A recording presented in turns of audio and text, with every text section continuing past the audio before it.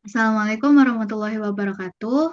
Kami dari kelompok 3. Di sini kami akan membahas mengenai analisis usaha nasi kuning. Pembahasannya ada COGM, COGS, dan Balance Scorecard. Kami terdiri dari 5 anggota.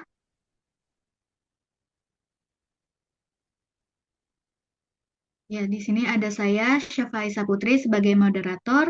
Kemudian ada Fazra Zahwa Hafira, ada Osaine Arani, Alia Putri, dan Muhammad Bagus.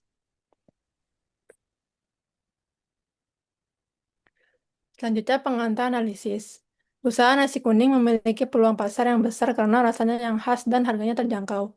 Untuk menjaga keberlangsungan dan keuntungan usaha diperlukan pengelolaan yang baik terhadap bahan baku, tenaga kerja, dan biaya operasional. Perhitungan cost of goods manufacture atau COGM dan cost of goods sold atau COGS membantu mengetahui total biaya produksi dan biaya sebenarnya. Dari produk yang terjual, selain itu, evaluasi kinerja usaha dilakukan menggunakan balance scorecard yang menilai dari perspektif keuangan, pelanggan, proses bisnis internal, serta pembelajaran dan pertumbuhan. Analisis ini memberikan gambaran menyeluruh bagi pemilik usaha untuk menentukan strategi yang tepat, meningkatkan efisiensi, dan menjaga kepuasan pelanggan.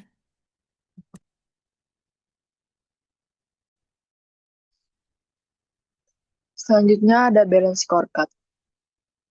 Yang pertama, dari perspektif keuangan atau financial perspective, tujuannya adalah meningkatkan laba usaha dan efisiensi biaya. Dari hasil pengukuran, laba bersih bulanan berada di 750.000, sedikit di bawah target yaitu 800.000. Pendapatan bulanan mencapai 900.000 dari target 1 juta. Namun biaya produksi per unit justru melebihi target yaitu 1.000 per unit dibanding target 500 per unit. Kedua, dari perspektif pelanggan atau customer perspektif, kepuasan pelanggan cukup baik dari skor 4,8 dari target 5, namun jumlah pelanggan per minggu hanya 15 dari target 25. Persentase pembelian ulang juga masih rendah, yaitu 40% dari target 60%. Yang ketiga, dari sisi proses bisnis internal, waktu tunggu pelanggan saat ini rata-rata 3 menit, melebihi target 2 menit. Jumlah kesalahan penyajian tercatat 3 kali, padahal targetnya 0. Namun skor uji rasa mingguan berada di 4,7, mendekati target 4,8, sehingga konsistensi rasa cukup terjaga. Keempat, dari perspektif learning and growth, saat ini belum ada pelatihan staff yang dilakukan. Teknologi digital untuk membantu penjualan belum digunakan dan belum ada inovasi menu baru.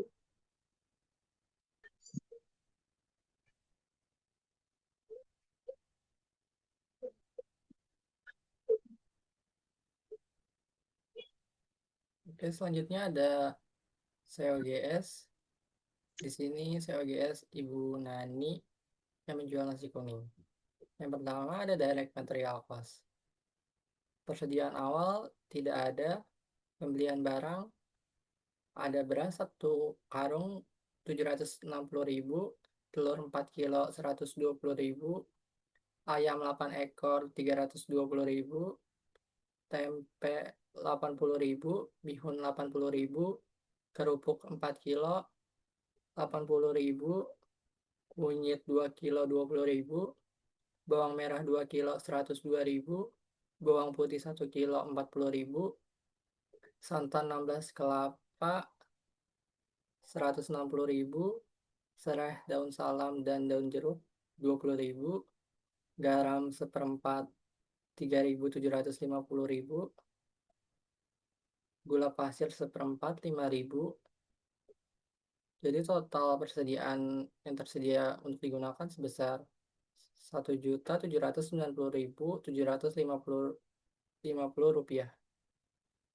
Persediaan akhir ada 300.000. Persediaan yang digunakan sebesar Rp1.490.750.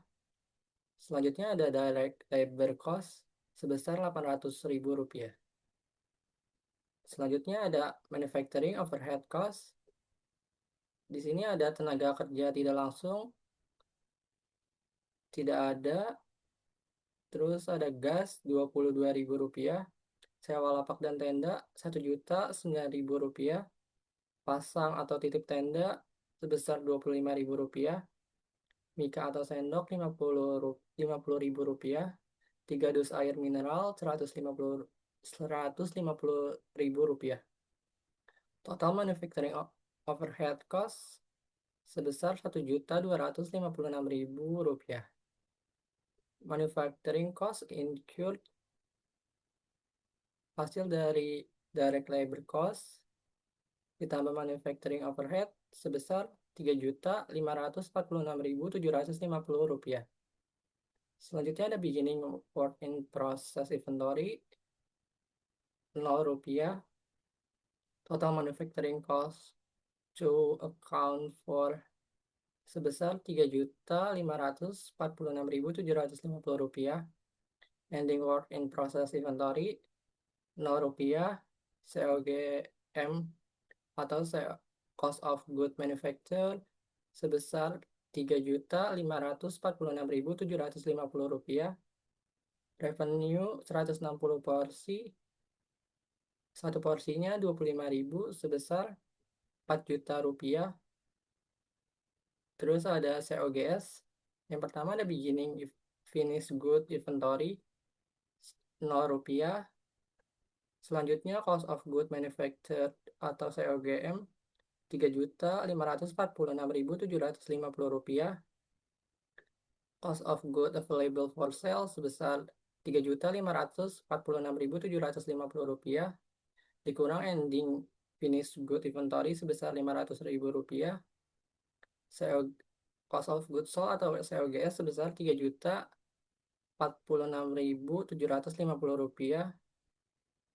Gross margin atau laba kotor sebesar Rp953.250. Jadi satu porsi nasi kuning mendapatkan untung sekitar Rp5.900.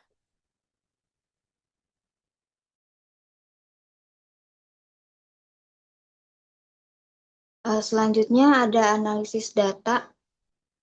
Berdasarkan data produksi dan penjualan, usaha nasi kuning ini memproduksi 160 porsi setiap bulan, dengan penjualan sebanyak 140 porsi atau sekitar 87,5%, sehingga masih ada 12,5% produk yang tidak terjual. Hal ini menunjukkan tingkat penjualan cukup tinggi, namun masih terdapat potensi pemborosan bahan atau stok yang tersisa. Dari sisi pendapatan, usaha ini memperoleh 4 juta per bulan, mengalami peningkatan sebesar 300.000 dibandingkan bulan sebelumnya. Untuk biaya produksi, komponen terbesar berasal dari bahan baku sebesar Rp1.790.750, diikuti oleh biaya tenaga kerja 800.000 dan biaya overhead pabrik sekitar Rp1.256.000. Setelah dikurangi biaya sewa dan gaji, laba kotor yang diperoleh adalah Rp953.250.000. Besarnya porsi biaya bahan baku menunjukkan bahwa penghematan pada pos ini berpotensi besar meningkatkan keuntungan. Namun hingga saat ini belum ada upaya efisiensi yang dilakukan baik penggunaan bahan baku maupun kemasan.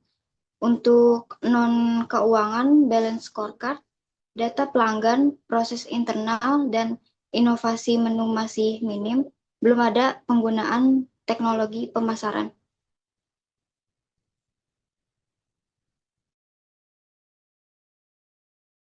Baik, berikut merupakan dokumentasi dari apa yang kita analisis. Yang pada gambar pertama itu merupakan dokumentasi dari usaha yang dilakukan.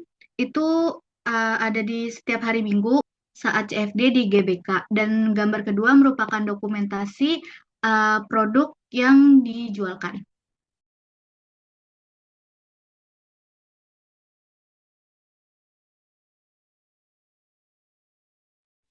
Jadi kesimpulan dari presentasi kami, usaha nasi kuning menunjukkan kinerja positif dengan laba kotor sekitar Rp953.250 per bulan dengan tren pendapatan yang meningkat dibandingkan bulan sebelumnya. Komponen biaya terbesar berasal dari bahan baku, diikuti biaya sewa, dan tenaga kerja, sehingga efisiensi pada pos-pos ini berpotensi meningkatkan keuntungan.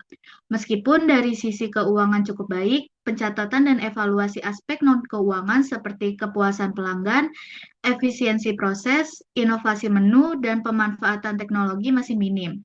Dengan penerapan penghematan biaya, pencatatan data yang lebih lengkap, serta strategi pemasaran yang terarah, usaha ini berpeluang meningkatkan profitabilitas dan daya asing di masa depan.